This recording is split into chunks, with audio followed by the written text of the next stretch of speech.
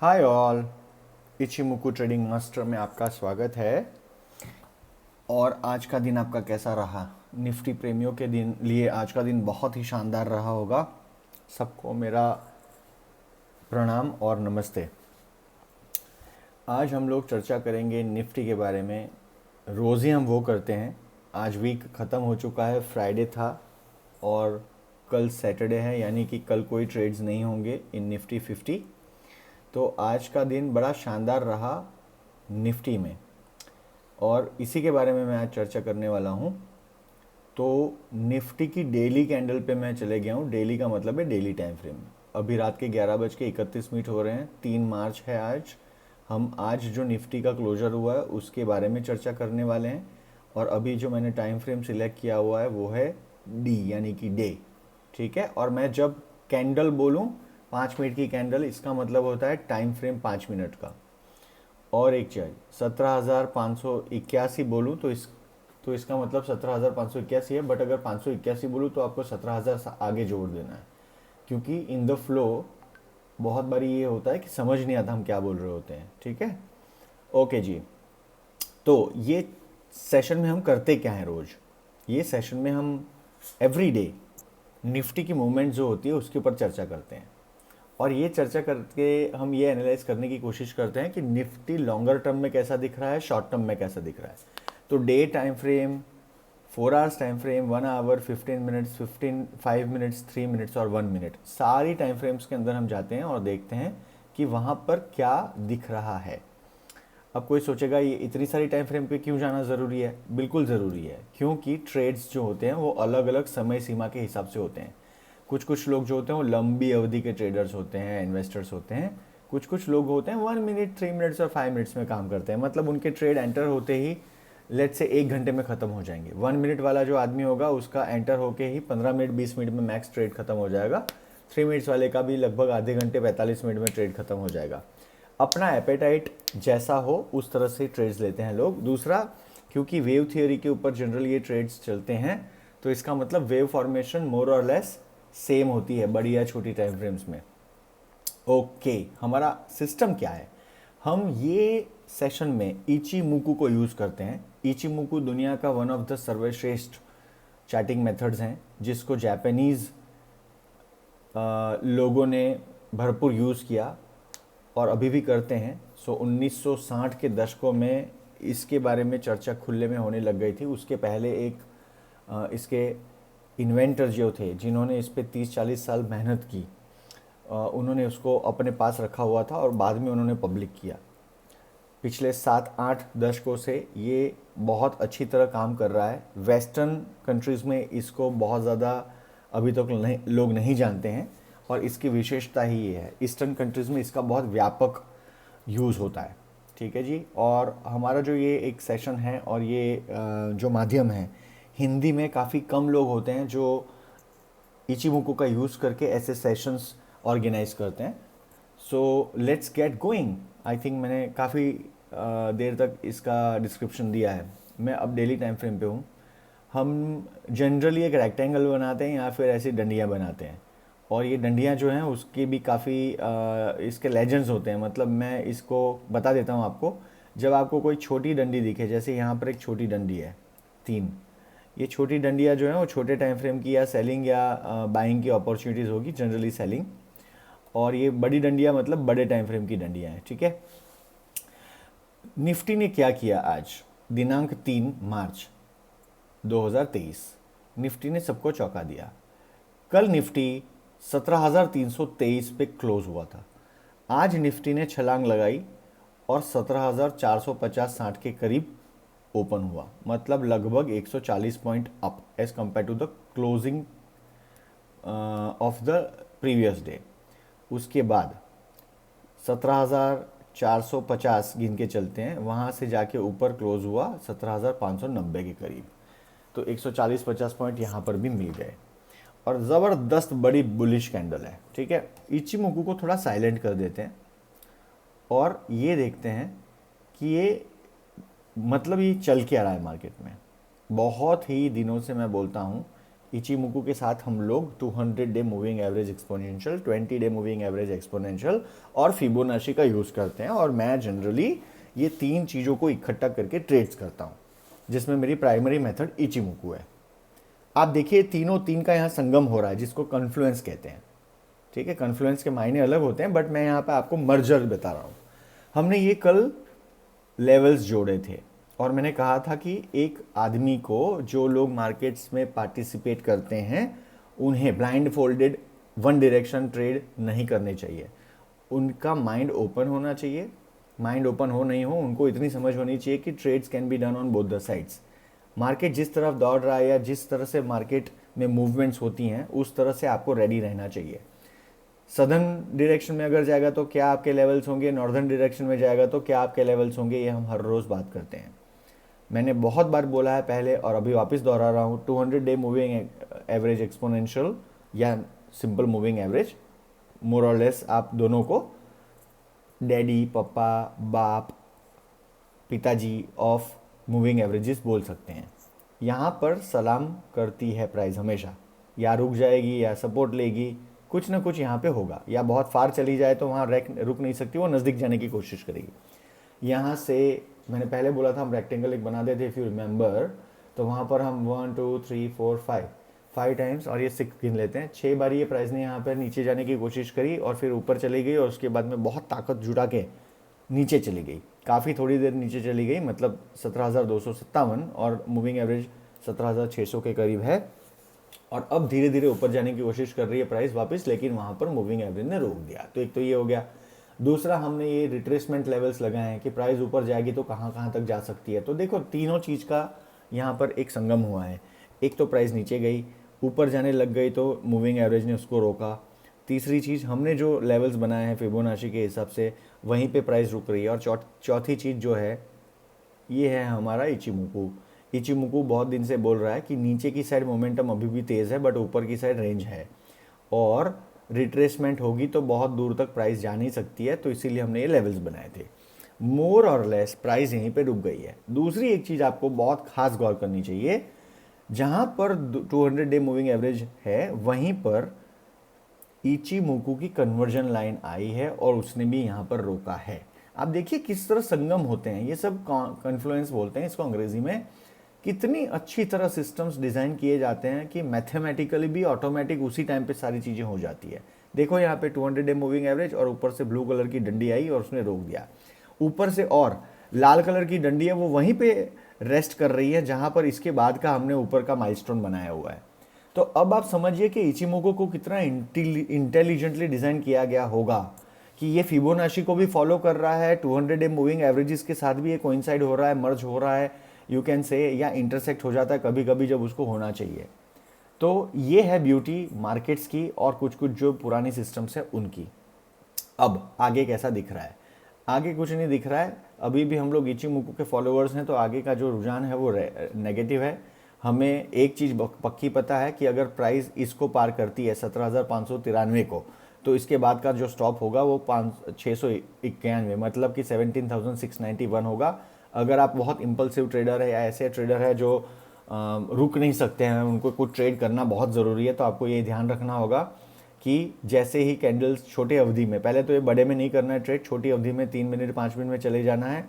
जिसके इसके जैसे ऊपर 17,595 में अगर प्राइस मूव होने लग जाए ऑन मंडे, तो और फिर वहाँ से आपको एक ध्यान रखना है कि 100 पॉइंट ऊपर जाने के बाद आपको ट्रेड सेटल कर देना है इन द नॉर्दर्न डायरेक्शन। मेरे को बचपन में और जनरली अभी भी मैं देखता हूँ तो हर जगह मुझे एक ही सीख मिलती है कि आपको हमेशा ट्रेड के राइट हैंड साइड पे रहना चाहिए। 200 डे मूविंग एवरेज के इर्द गिर्द प्राइस है और ये काफ़ी फ्लैट है ये मूविंग एवरेज। इसका मतलब ये हुआ कि ये अभी भी प्राइस को अपनी ओर खींचेगी। एक और आज की बात बता देता हूँ, जब 200 डे मूविंग एवरेज इस तरह फ्लैट हो तो तब उसकी ताकत सबसे ज़्यादा होती है। आई विल रिपीट, जब 200 डे मूविंग एवरेज हॉरिजॉन्टल हो तो तब उसकी ताकत सबसे ज़्यादा होती है, वो अपने पास हर बार प्राइस को खींचेगी। तो डेली मूविंग एवरेज में क्या हो रहा है, आई मीन डेली कैंडल में कुछ नहीं हो रहा, हमारे पास अभी भी ऊपर का लेवल बना है, 17,688 पे आएगी प्राइस, वहीं से नीचे आ जाएगी। पहली बात डेली कैंडल पे। नीचे की अगर प्राइस चलना चालू होती है तो वापस पहला माइलस्टोन क्या होगा 17,455, उसके बाद का माइलस्टोन होगा 17,253। और स्मॉलर टाइम फ्रेम में मैं जब जाऊंगा तो आपको इसके बारे में और माइन्यूटली बताऊंगा। No change, daily time frame remains the way it is. Overall sentiments negative.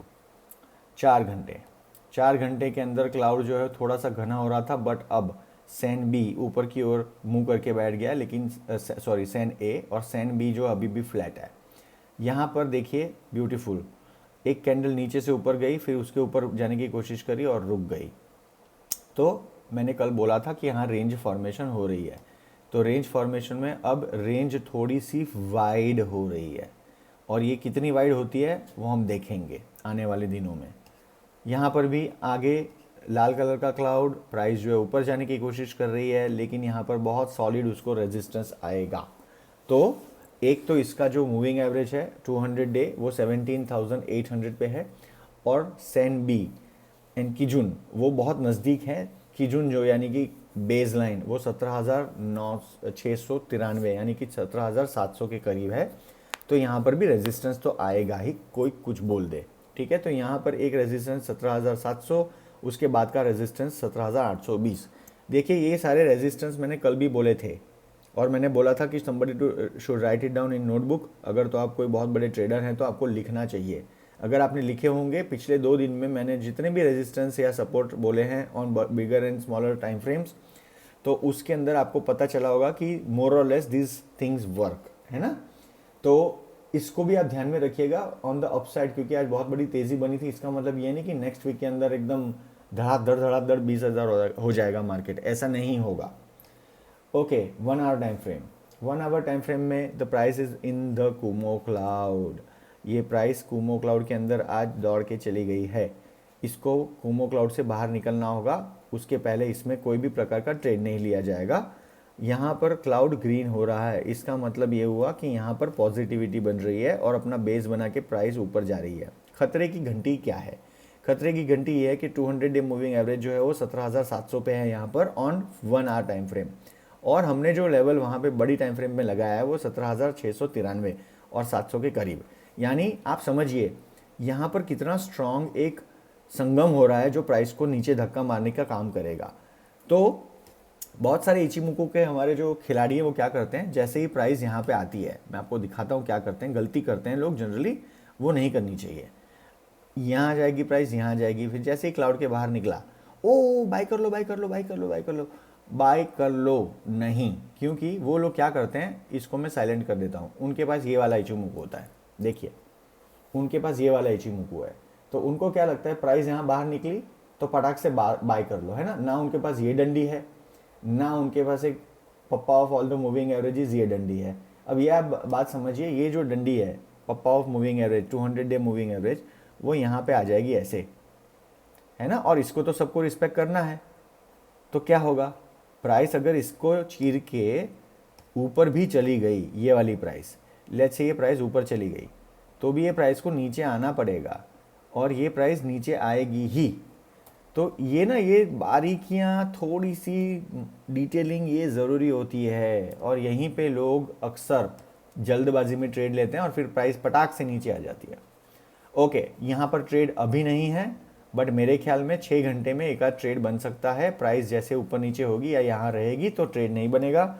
जब तक ये प्राइस क्लाउड के बाहर नहीं चली जाए तब तक यहाँ 1 आवर में कोई टाइम फ्रेम में कोई ट्रेड नहीं है एज पर इचिमुको। एलियट में एक आध ट्रेड बन जाएगा, हार्मोनिक वेव में बन सकता है, प्राइस एक्शन में बन जाएगा, बट हर मेथड का एक बेस है, और मैंने कल समझाया था एक ही मेथड को फॉलो करना है, अलग अलग कॉकटेल नहीं करना है।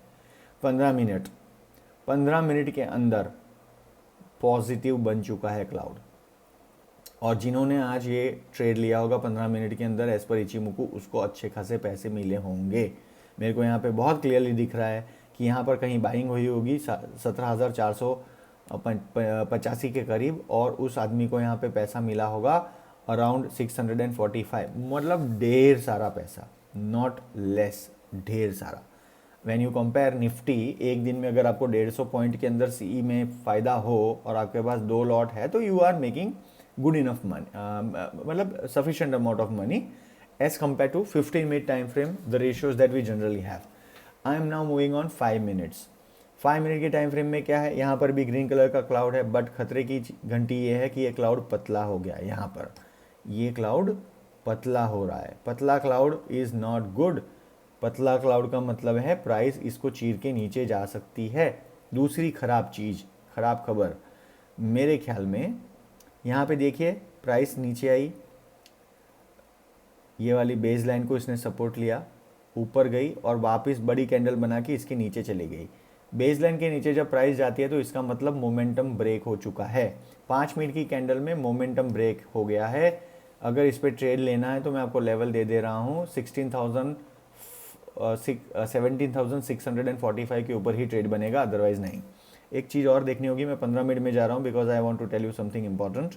यहाँ पर आपको ये देखना होगा कि ये प्राइस वन साइडेड ऊपर चली गई है। तो अगर यहाँ करेक्ट होती है प्राइस तो ये करेक्ट होके कहाँ तक जाएगी, तो इसका स्विंग लो यहाँ पर था, ठीक है। और प्राइस यहाँ पर दो चीज़ हो सकती है, एक प्राइस यहाँ पर 17,563 पे रेस्ट करके ऊपर वापस जाना शुरू कर देगी, या फिर यहाँ पर आ सकती है रिट्रेस होके पूरे दिन दरमियान 17,515।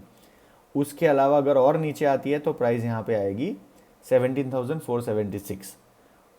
ये लेवल से प्राइस ऊपर जा सकती है। अदरवाइज 17,436 के ऊपर से प्राइस ऊपर अगर नहीं गई तो वापस प्राइस वहीं नीचे आ जाएगी 17,300 के करीब। कल तो मार्केट खुले नहीं होंगे तो मंडे के लिए इसका इंतजार करना होगा। 3 मिनट की टाइम फ्रेम में क्या है, 3 मिनट की टाइम फ्रेम के अंदर वही हाल है जो ऊपर 5 मिनट जो है ना, वो इसका एक्स्ट्रापोलेटेड वर्जन यहाँ पे मिल रहा है आपको। देखो ऊपर गई प्राइस, बैलेंस हो गया, यहाँ पर ये बेस लाइन स्ट्रेट हो गई। मैंने कितनी बार बोला है कि जब फ्लैट लाइंस हो तो वो सबसे स्ट्रांग तब होती है। देखिए प्राइस ऊपर गई, यहाँ पर हमारी बेस लाइन फ्लैट हो गई, प्राइस नीचे आई, क्योंकि नीचे जा नहीं पाएगी क्योंकि ऊपर फ्लैट लाइन है। ऊपर वापस प्राइस चली गई सपोर्ट लेके ये कन्वर्जन लाइन का, और बड़ी कैंडल से पटाख से नीचे गिर गई, और अब दोनों के नीचे है, मतलब बेस लाइन के नीचे कन्वर्जन लाइन के नीचे प्राइस। इसका मतलब क्या हुआ, इसका मतलब ये हुआ कि अगर ये प्राइस थोड़ी और नीचे गई तो ये क्लाउड हो जाएगा रेड। तो छोटी अवधि में अगर ये लाल कलर का क्लाउड हो गया तो इसका मतलब ये हुआ कि 5 मिनट और 15 मिनट में भी इसकी असर होगी और प्राइस फ्लैट हो जाएगी, रेंज में घूमेगी। 1 मिनट की टाइम फ्रेम में ऑलरेडी लाल कलर का क्लाउड हो गया है और ये क्लाउड डेंस है। बट अच्छी चीज़ क्या है यहाँ पर, 200 day moving average exponential papa of all the averages ने ये प्राइस को वापस सपोर्ट दे दिया। 3:10 से मार्केट ख़त्म हुआ तब तक। एक चीज़ इसमें हो सकती है, मंडे के दिन प्राइस नीचे खुलेगी अगर यहाँ पर, तो फिर नीचे जाना शुरू कर देगी और फिर कंसोलिडेट होके ऊपर जाने की कोशिश करके एक रेंज बन सकती है, ठीक है। तो लार्जली ये है अभी तक के रुझान, अभी तक के जो एनालिसिस हमने की, अलग अलग टाइम फ्रेम की एनालिसिस। अब मंडे को क्या किया जाए, तो मंडे को डे कैंडल में मैं चले जाता हूँ। टाइम फ्रेम डेली कैंडल में हमें क्या दिख रहा है वो ही हम करेंगे। अलग अलग कैंडल्स की अलग अलग लेवल्स भी मैं दे चुका हूँ। थोड़ा सा इंतज़ार करना होगा क्योंकि प्राइस बहुत ऊपर नीचे हुई है in the last 2 days 3 days, ठीक है। बट अभी भी मैंने जो लेवल्स दिए हैं वो लेवल्स बरकरार है। चलिए आज के लिए, अभी के लिए इतना ही। शुक्रिया, शुभ रात्रि, जय हिंद।